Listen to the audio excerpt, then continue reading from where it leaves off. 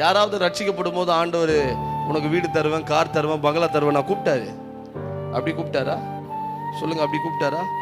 அப்புறம் இங்க வந்துட்டு எதுக்கு ஆண்டவரே இதை கொடுக்கலையே, அதை கொடுப்பேன்னு சொல்லி ஏதாச்சும் கூப்பிட்டாரா அவங்களெல்லாம்? சொல்லுங்கம்மா.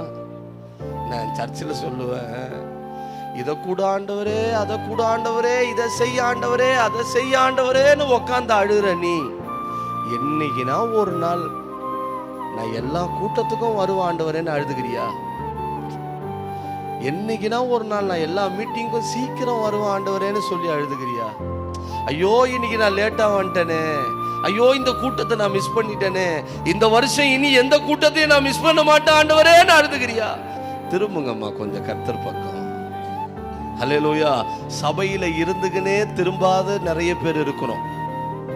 சபையில இல்லாதவங்க தான் திரும்பணும்னு அவசியம் கிடையாது. திரும்ப வேண்டிய முதல் நபர்கள் சபைக்குள்ள இருக்கிறவர்கள் தான்.